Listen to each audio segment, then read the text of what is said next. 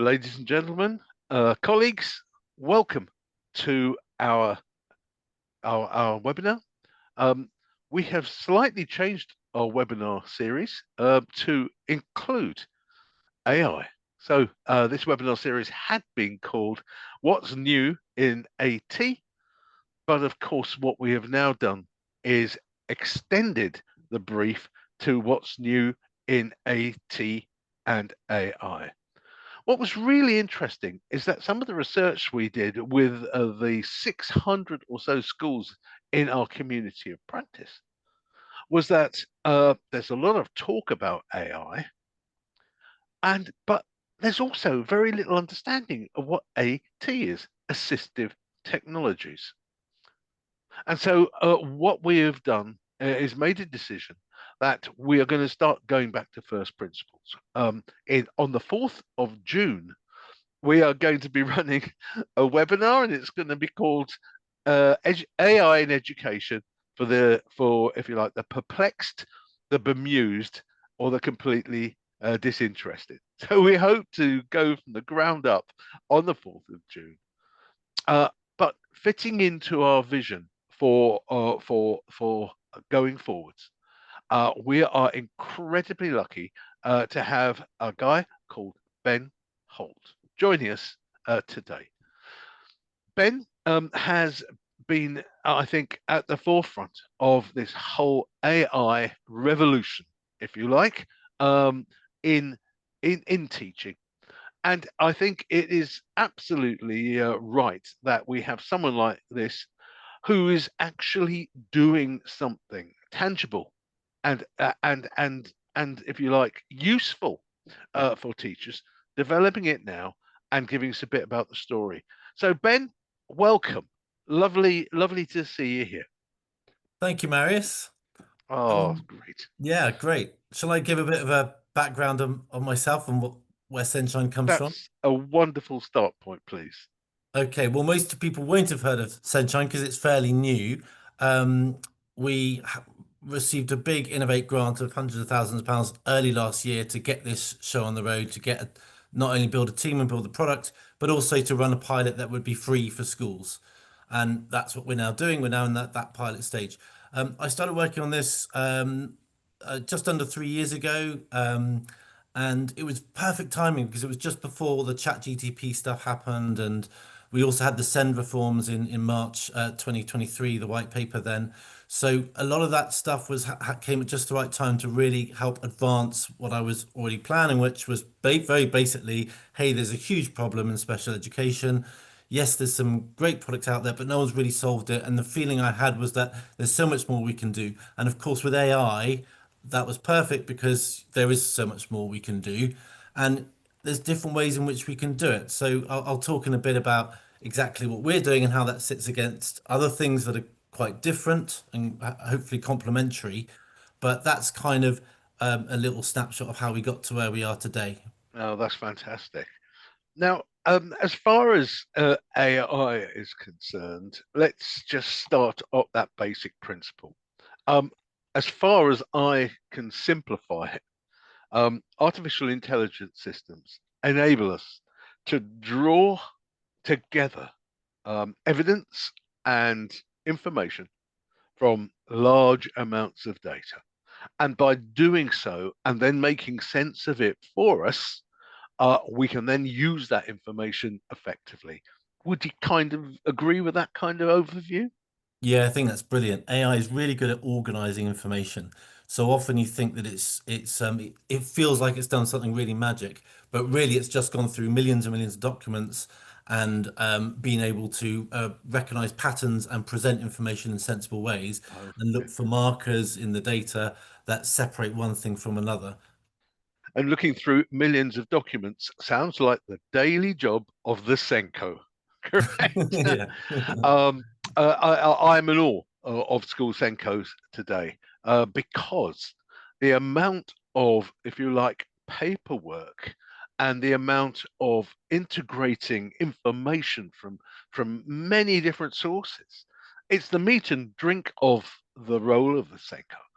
But by golly, it burns up time. It burns up time that they could rather spend with young people. And I would just love you to describe how something like SENshine can alter that balance point for some of our most overworked and overwhelmed professionals in school. Excellent. Yeah. Well, I mean, first of all, what AI is really good at, and when I say AI, I mean what everyone sort of is excited about now, which is the generative AI, which is the bit where you create content. Everyone's been very excited about that in education because it can create things like lesson plans, it can create documents of many kinds. So that's a really good way of speeding up time. And there's some very quick to market products that do that quite well. And really all they're doing is taking ChatGTP, which is the famous generative AI engine, if you like, or large language model as they're called, and then putting a sort of wrapper around it. So this tool can do all kinds of amazing things, but it's really just based around ChatGTP, and that's really really cool. We will be using that, but we're not doing we're doing something slightly different. We're looking more at the documentation side and the process side around inclusion management and how can we facilitate help in that area. So initially, initially we're sort of doing things slightly differently, and then we'll be using AI in a variety of different ways. It's possibly better to explain exactly how when I show the product, but at the root of one level of what we're doing is an expert-based system to provide advisory services to teachers to help empower them to be less dependent on the Senko and to step up and lead more in their classrooms. We're also looking at tools to extract information more effectively between different documents to create a more streamlined process. And ultimately, we want to be able to help Senkos and teachers to create documents more quickly using various different AI tools as well.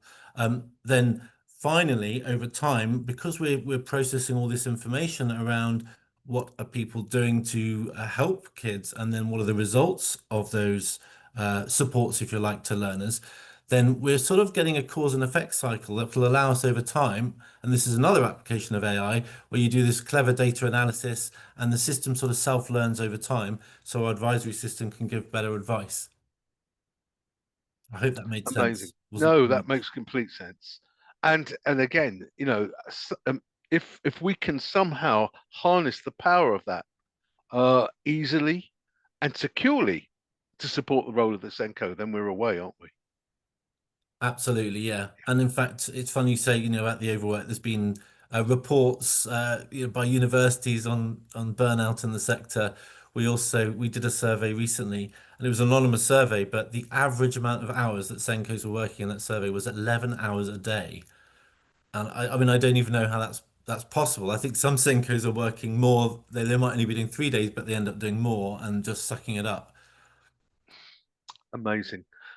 Look, why don't you talk us through SENshine? Maybe a little bit about its genesis, but also the capability that you're aiming to have in terms of supporting the work of the Senko. That would be wonderful. Okay, is this a good time to sort of switch into presentation mode for a little Yes, bit? please. But That would then be we'll come out of lovely. that and jump into an actual system demo as well to talk about how what we're doing, what that looks like in practice. Um, Brilliant. okay. So if you just go to share at the bottom of the screen and then entire screen, then when you jump into it, it should jump with you. Yep. Has that worked? No. I'll try again. Sorry about that. That's all right. No worries. Right. Share. Here we go. Yeah, it says you've started screen sharing. There we go. Perfect. Okay. We've got Oh, your screen. Yep. it's just not doing the full. We did practice this before, but for some Yeah. reason that's not. Just go to slideshow and it should follow you. Okay. There we are. Perfect. Okay, so yeah, wanted to give a bit of background, but I'll kind of race through this because I know you're going to cover this sort of stuff in more depth, and we've talked a little bit about AI, just with some nice examples of probably tools that many of the schools here today are already using, or heard about. And yeah, but when we talk about AI, what do we really mean by that? Well, we mentioned this thing of ChatGPT and what's more generally called large language models, and they're called that because they analyze huge amounts of data and then turn that into a model they can apply to other documents. So that typically works where you've got a oops, yeah, you start with you're trying to an example is you create a lesson plan to explain the water cycle, and that you have a very simple prompt like that where you're saying, do this for me, please, Mr. AI model, and then it interprets what's being asked and creates an output. And that's really the sequence you see with things like ChatGTP, which of course is free for teachers. And there's a nice link into Canva that I know many schools are using, which means you can sort of immediately create a whole presentation on from that, which is really cool. And I've seen that used very nicely by schools. Um, Another example is teachmate.ai, which has created lots of little tools which are more specific. So it's a little bit more targeted. It makes it easier to use. You can write letters, reports, and policies. So that was a pretty cool application and they were quite quick to react when the whole ChatGPT thing came out. They were all over it, thinking, we can do so much with this, and that's what they did. Another great one I love is SLT and this is more focused on the senior leaders. So we see this as a particular nice fit with what we're doing because we're about inclusion management. We see this as a lovely fit. So we're sort of looking at how we can integrate with their tool and have this as a lead in.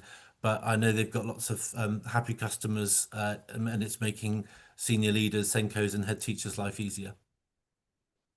So that kind of leads us to say, well, what does all this mean? What are the pluses and minuses of doing things this way? Are there other ways of doing things? Are there other risks?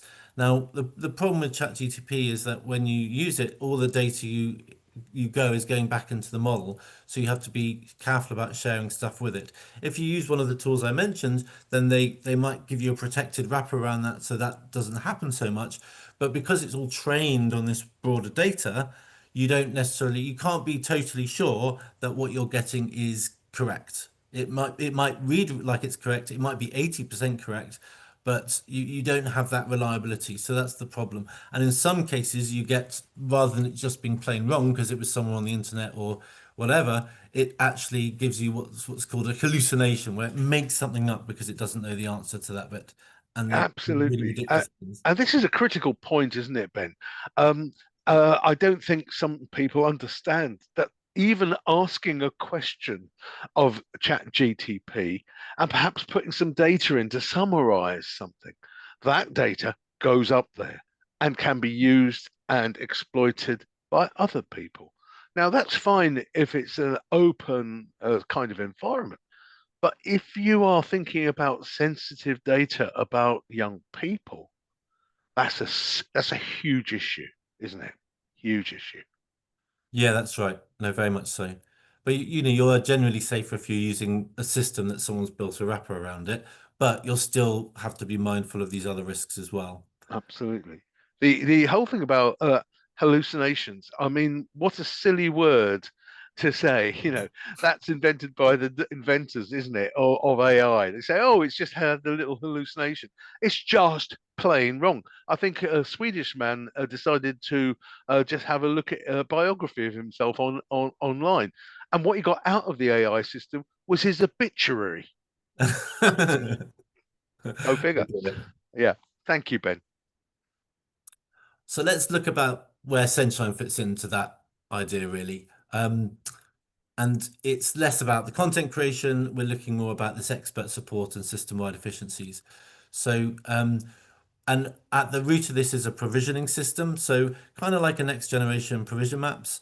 And then next to this expert-based advisory system, which sort of feeds into that, and we'll be adding and improving things continually over time. So, I mean, I'll be able to demo you today what we've got already, which is a good starting point, and we're kind of working towards. We're in the early stage of our pilot, so it's been very much we've had lots of schools working with it and giving us feedback, and we're working to the point in the 1st of July where we say, brilliant, this is ready for you to really roll out across your schools, and we're looking from September to have schools.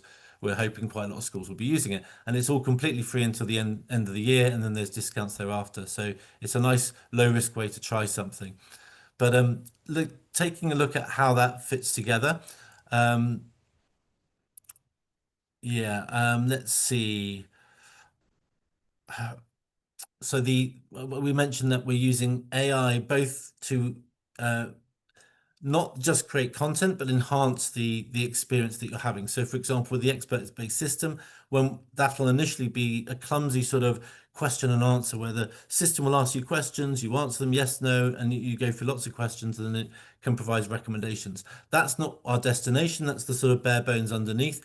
And so the version that we'll launch in September will be actually feel much more conversational, and that's where you're using AI, again, generative AI, but used in a different way to make it more feel naturalistic in the way that you're communicating. So it would ask a question, you could answer with text, and it is good at feeding out the key information, understanding what it's missing, and then asking another question. So it really does feel that you're interacting with a team, and that's really what we're trying to do. We've got this sort of fun gimmick of the multidisciplinary team, but the idea is that you are actually engaging with people and you have that experience, which is just a bit of fun. I mean, obviously everyone knows that you're not actually engaging with real people, although in a funny sort of way you are, because we've had real experts building the system, and we've kind of got carried away. We've gone way beyond. It's taken way more time than we thought because we just kept getting more excited about what we were doing and having more time, putting more and more time in it. So the I've got a great Senko on the team who's she's actually autistic, which is great because it's like she's really good at getting into the detail.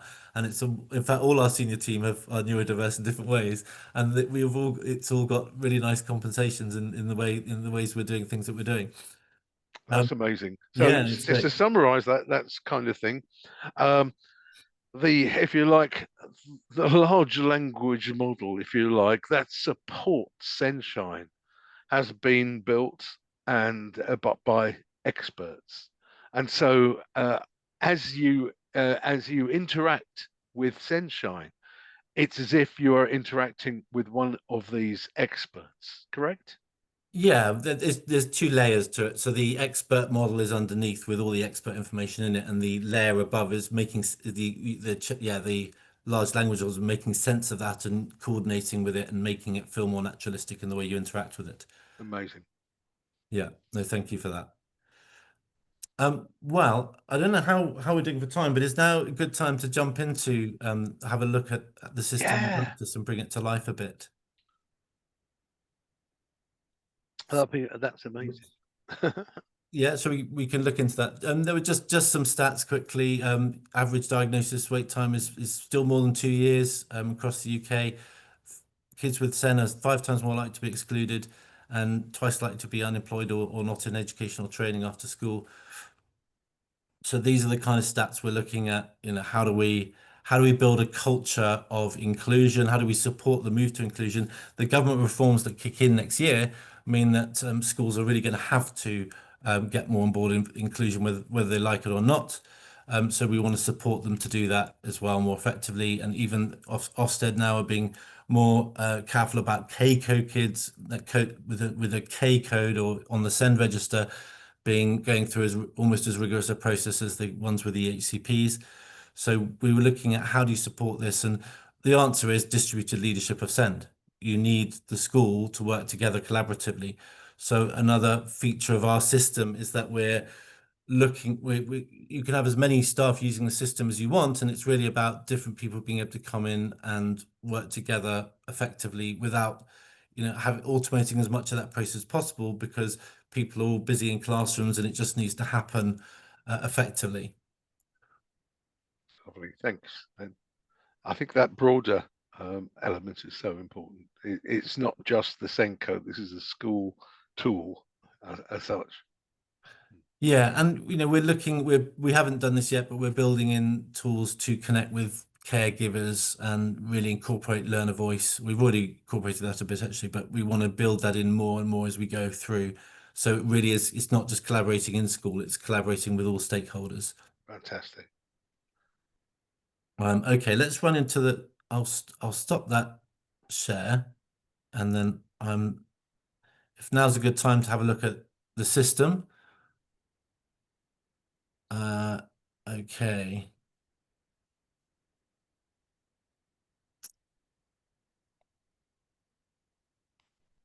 I'm just Fantastic. sharing the screen again.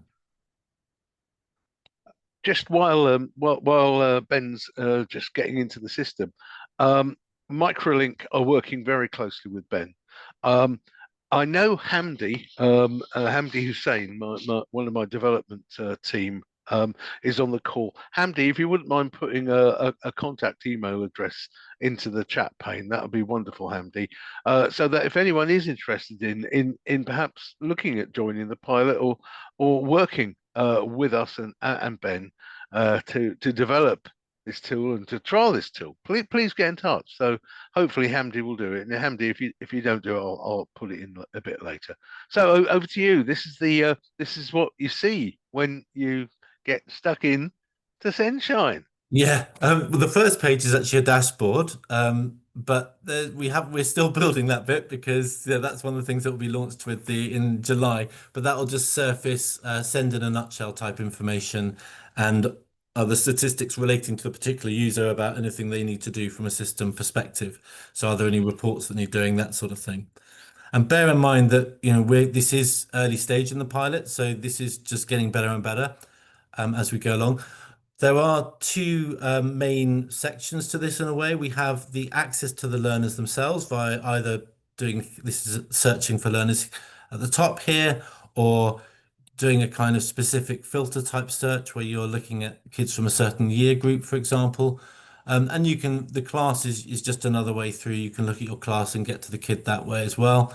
Um, we are building tools to happen at a classroom level. At the moment, it's just saying, here's the class, but we're building tools so that the teacher can add interventions at a class level, which perhaps aren't to do with SEN, but they're about maybe just catch up interventions. So that needs to happen slightly differently than if you're working with a child in a PLP, for example.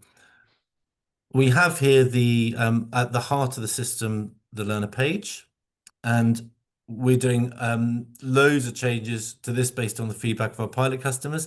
But what this basically is, and certainly will be, is kind of like a pen portrait on the front page. So these learner voice sections, at the moment they're fixed, but they need to be customizable. So you can create your own questions here, and that you can then download the pen portrait from July.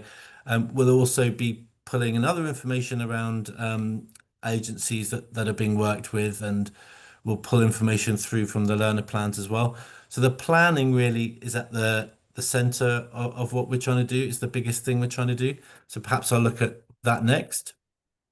By the way, Maris, if you have any questions while I'm going or something isn't obvious, please interrupt. Yes. Now, the first thing people will probably ask is, how do we get the data in easily? Good question.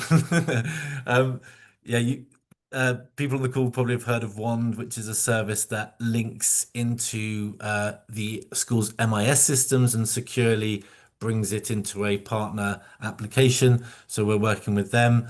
We have very robust data protection agreements. So even if you're joining the pilot and paying £0 and not committing to anything in the future, which is fine, you still have to sign our terms and conditions because that's a very important legal thing from a data protection standpoint. Our security has to be top notch. That's why we're doing everything with a Microsoft environment, very secure. Yeah, Terrific. and that also means that you're not having to waste time doing things twice. Absolutely. Yeah. Now there's lots of learner plans here, but I will show you an example here. Now, when you create a learner plan or a PLP, as we called it here. Um, the default period is for the key stage or upper or lower key stage if it's key stage 2. The idea here is that you can then add outcomes which last the duration of that plan. Obviously, if the child is on a send register for less than that, you can make this less time if you want to. So it doesn't have to be a 2-year period. Now, these are all very silly examples. I apologize. It's just when I'm doing demos, I add in very quick examples. So I hope no one's get really good at dancing as an outcome. What we will be doing is creating a building in. We think that we can get this from September. A tool to help an AI tool to help teachers write better outcomes and targets, and ensure that they're smart, that sort of thing. It's something it's a nice little application. It's a mini one. It's just a little helpful thing that AI can do. But for now, it's just, you're just writing your outcome. And then you're adding provisions to it. And yeah, and then your provisions, if they're an intervention, will have targets attached, and you can add those, you can duplicate those.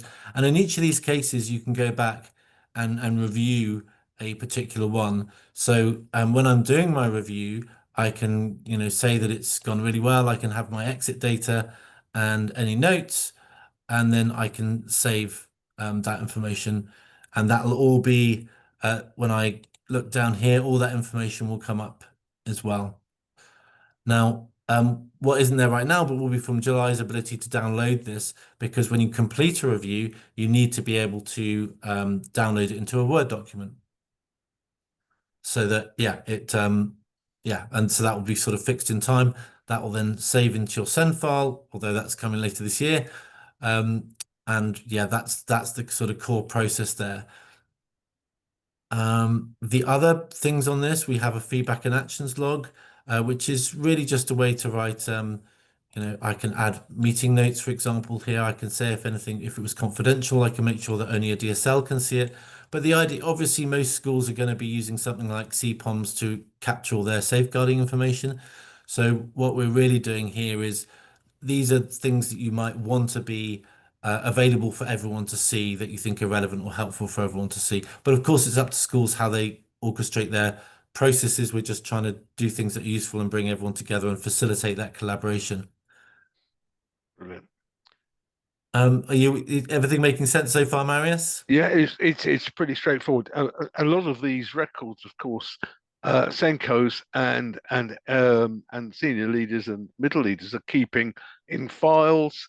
They sometimes have to write these records in themselves, and then when you have to review it, you sometimes have to pull all of that information in together. By having it in this sort of digital environment, I'm sensing it's all in one place.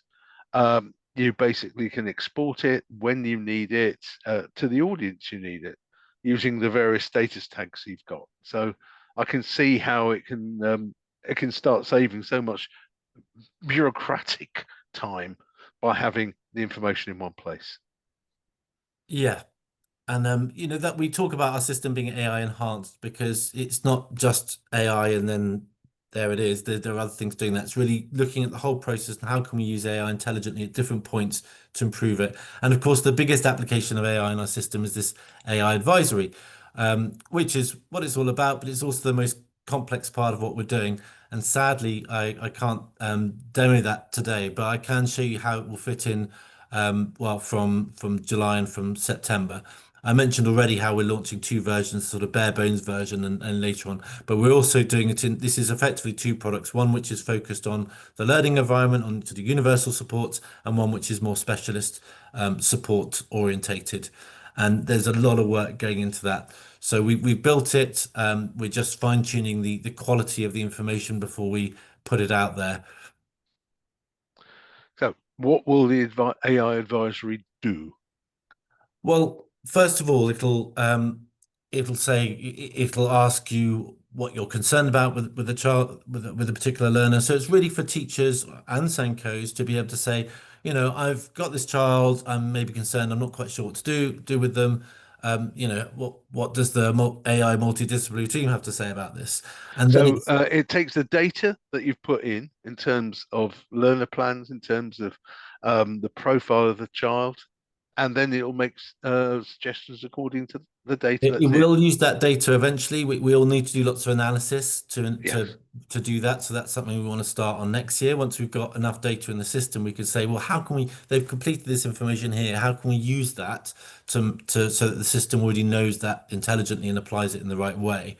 Yes. Initially, the main feed for that information will be through information provided. Yes, we'll have the status information, the information from Wand, but aside from that, it'll be about asking the user questions and the user then answering those questions. And based on that, you can imagine this sort of whole, decision tree of possibilities, and you end up with recommendations at the end of that that you pick up by answering that questionnaire effectively, Mhm. or what's initially a questionnaire, but will from September be more of a conversation, if that makes sense.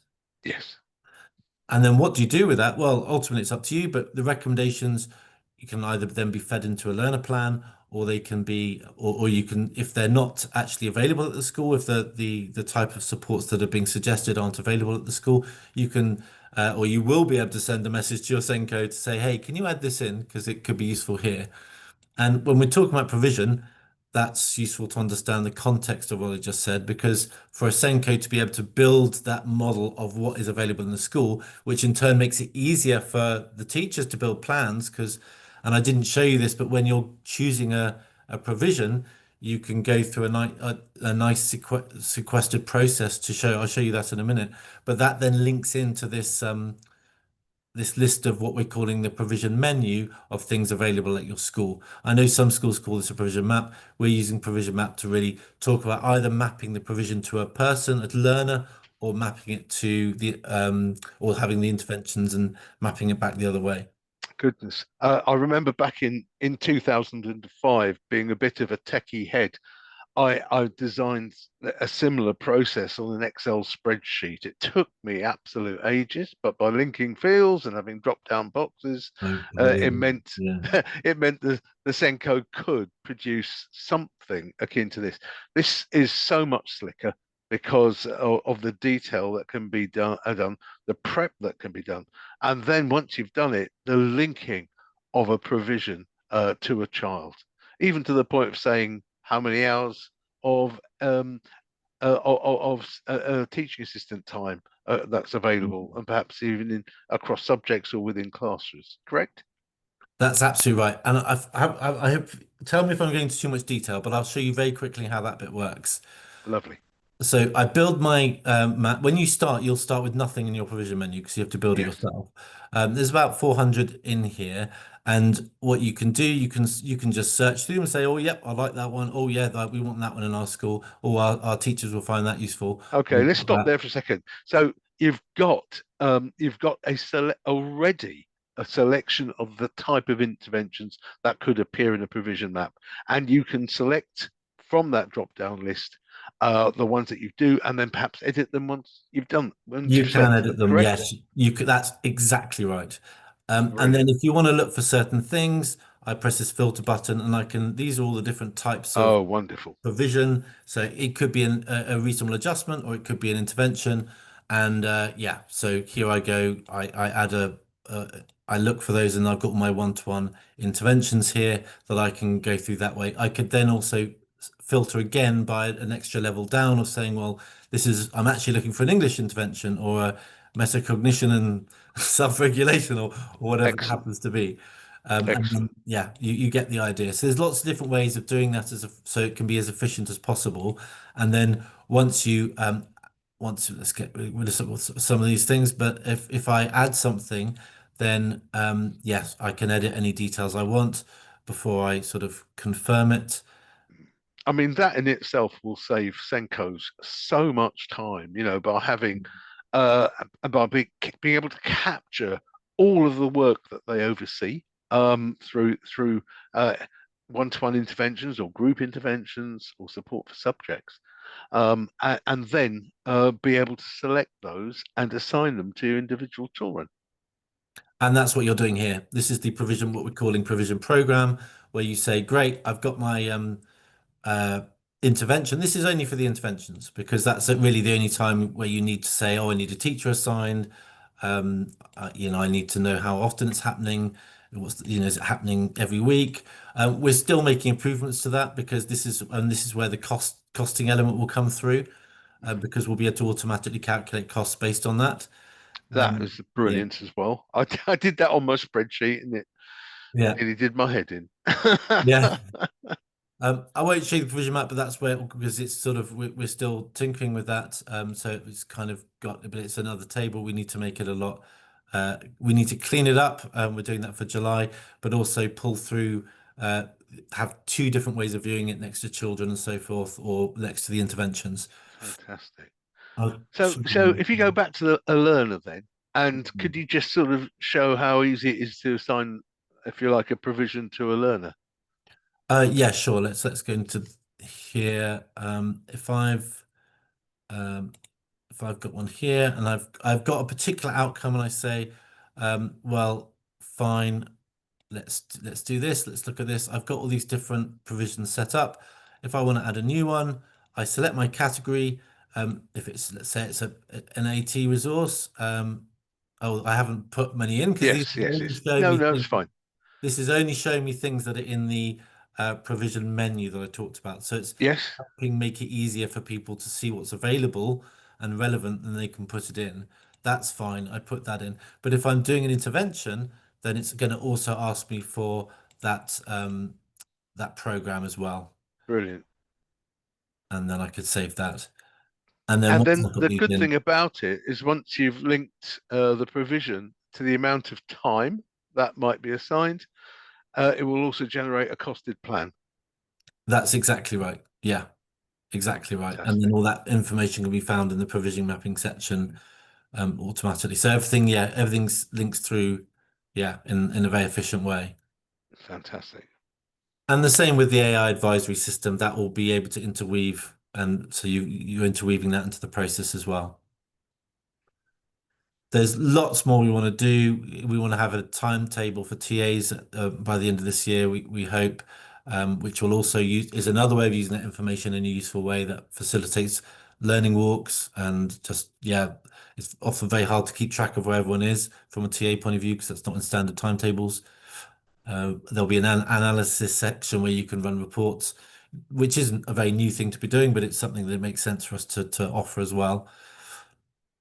But yeah, that's I think that's a good sort of Fantastic. tour. Okay. Okay. So if you stop sharing, let's think about some of the key issues. I am presuming you are now sort of looking for some schools that will start to pilot this. Now, with the pilot, what we don't want to do is give an extra additional workload to Senkos.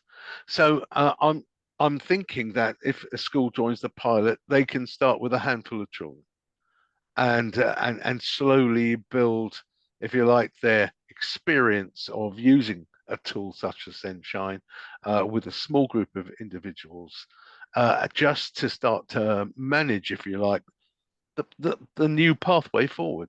How's it working with the schools that you've already got piloting Well, this? that's exactly right, and we're seeing different things. A lot of the meetings have been just about getting their in this initial phase have been about getting their feedback. Is this going to work for them? Are there any particular changes we need to they need before they can roll it out in their schools? And that's helping us get to the point where from July and particularly September, schools will be able to roll this out um, properly. So that's the process we've been going on. For yeah, we're absolutely. It's a great opportunity for schools because it's what you described, that thing of when you get a new system, sometimes you're under pressure to onboard it quite quickly because you're paying money and there's a time limit. Well, in this case, you've got the whole year to play around with it, to roll it out as slowly as you like.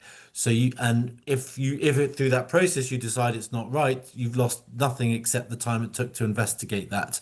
You're not tied into anything. Well, obviously we hope Absolutely. that won't happen, but No, no, that's right. And now we've got a couple of open questions. Jake Thompson, you were interested in joining the pilot. That's fantastic. I've just put Hamdi's email address back in the chat pane. Jake, please contact Hamdi. Hamdi will see you to make those links. I've just spotted that Jake had to leave because it's at end of lunchtime probably. I will ensure that Hamdi also has his email address as well. So let's escape from that as well. That's good. That's good. Yes.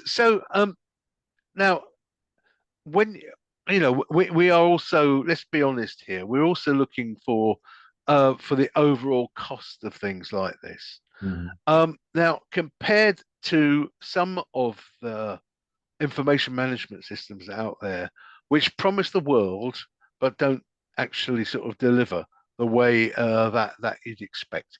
I mean, have you got a kind of per person or per school Yeah. indicative cost that this will go on? No need to say what that cost is, but how does it compare to similar systems?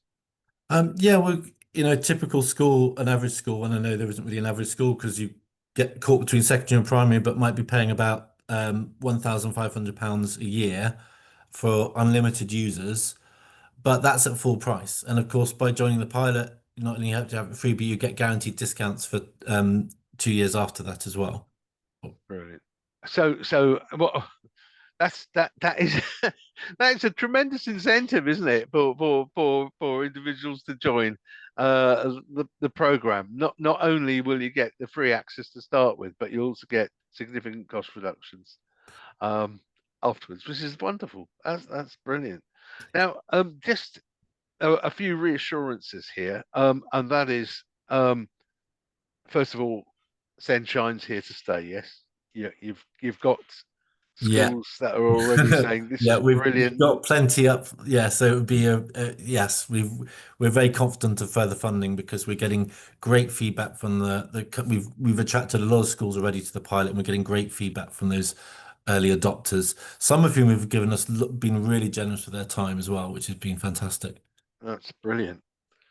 So just to summarize then, Ben, what you've got here is um, a tool which helps to organize, if you like, and in the first instance, the critical workload of a Senko, which is sort of provision mapping, which is producing reports, which is communicating with colleagues within a school. And the AI development, as I understand it, is going to be, if you like, almost like having a team of consultants available with the knowledge and the information within your system to give recommendations about perhaps provision and ways forward for individuals, learners, based on, if you like, the information that the system holds about that young person. Correct? That's absolutely right. And there's great synergies between both parts, particularly as we add more tools. We want to add assessment tools. So that's built in, and like a STQ questionnaire, for example, or tools for tracking progress, academic progress, and engagement. And then that all then feeds into the system and helps us develop it over time. So we're already collaborating with York St John University, who won an award for inclusion last year in the Sunday Times, and they do a lot of work on pupil voice and looking at can we work with them to sort of really get into the depths of the data that we get from all this so that we can use that data to really improve and fine tune it over time. So we're quite excited about the how powerful this will get over time, which is another reason we want a very cost effective price point that is inclusive for all, even for the smaller schools, which many aren't. And yeah, because it brings more data in and allows us to get to that point and improve the product more. So, and I suppose this is the beauty of the AI system. The more schools you have, the more, if you like, provision mapping data, and and if you like, well, just the quality of interventions improves across the whole system. And I presume that data sharing is anonymized Yeah. too. So yeah, Yeah, yeah. And this is coming back to the data security bit. So in other words, what your system's doing is pulling out of the effective intervention linked to the need and then being able to share it across the community. exactly right. You're looking at patterns across all the data, but at no point are you sort of bringing all that together in a way, and all the what you call the secret, the data that needs the protected data. Thank you. So that was a Yes. protected data. You're not exposing that anywhere. You're looking at patterns in the data, and then that's the bit that you're using Yeah. to And coming back to your original point, you're operating a closed AI system, Mm. correct? Yeah. Yeah, absolutely. And this is an absolutely a, a fundamental consideration, especially when we're talking about learners and confidential information about people. Absolutely. Well, look, Ben, that has been a wonderful 45 minutes, giving us a little peek into the new world. Um, I'll finish off with a cautionary. There are an awful lot of people out there promising schools an awful lot of things. On the 4th of June, which is our next webinar, we're going to start at the ground floor. In other words, how's this all happened? Teachers are really concerned hugely, and so are TAs, about the impact that AI is going to have.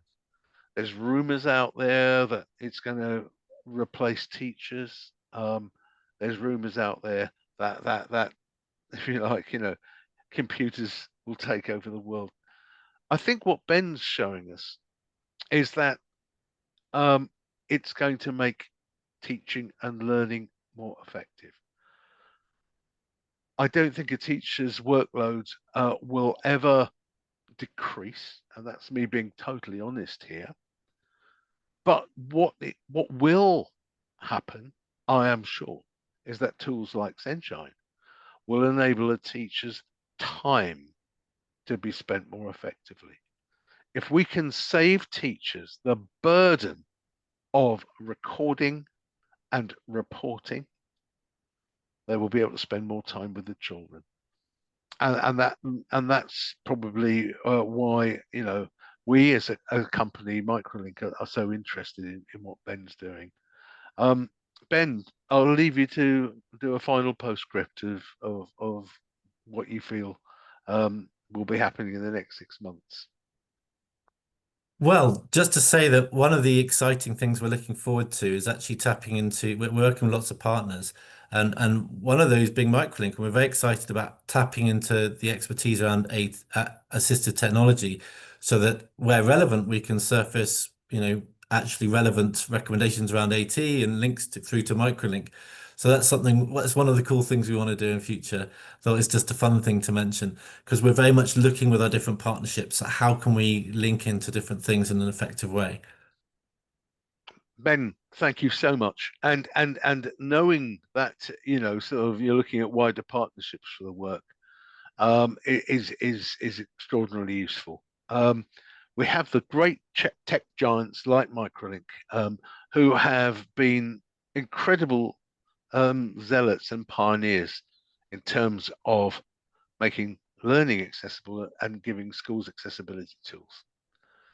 The problem with some of these zealots is that they're offering solutions K, L, and M to people who don't even know what the question to A is. And so what we want to try and do is close that knowledge gap in a trusting environment so that people can ask the right questions of the technologies that I'm sure they'll be offered in the future. But thank you, everyone, for joining us. We've had a really good attendance. People have stayed with us. If you are interested in knowing more about SENshine, please get in touch with Hamdi Hussein. It's hamdi.hussein at microlinkpc.com. If you're attending this workshop, that means you're on our register, which means you won't have to re-register for the 4th of June. What you will do is get an automatic invite to it, which you can attend in person if you want. This webinar will be recorded, and you'll get a copy of it and Ben's notes emailed to you. You will also get access to the last 13 What's New in AT that we've done. A nicely curated web page. You can explore the notes and the webinars that have gone before, and you will get access to all the ones that will be coming up in the next year. So we're delighted that you're here, and for those who are watching, thank you for watching. I really hope that it's useful for everyone. On the 4th of July, and we've just seen it, David Curran from Moonhall School will be joining us. Moonhall is an exceptional dyslexia provision. Their CEO, Michelle Chatterton, is in fact chair of the British Dyslexia Association as well. And David has been using AI in the classroom with his pupils. It's Haley's left. I think this is a perfect postscript, so I will read Haley's comment out. She said, "Thank you so much for this. Like Marius, I also spent hours making linked costed provision maps and info to try and save time with recording and reporting." And again, we have Julia from Empowering Tech. We've got her email address there. I really think we should get everyone together. Haley, if you wouldn't mind emailing your contact details to Hamdi, that'll be great. I know Julia well. She's another force for good in this world. Ben, thank you so much. Now, colleagues, please don't be too concerned. When we stop this webinar, everyone, including Ben and I, will be booted out of it and the recording stops and we can then curate the links. So thank you to everyone who's participated. If you have any follow-up questions, again, we have Hamdi's email address there, hamdi.hussein@microlinkpc.com. Do get in touch with him. He can get in touch with Ben or myself. And we look forward to hearing quite a few of you and hopefully seeing quite a few of you on the call in about 3 or 4 weeks' time. That's Wednesday, the 4th of June, for an introduction to AI in education for the bemused, the perplexed, and the, quite frankly, disinterested. We hope you have a good time. Ben, thank you.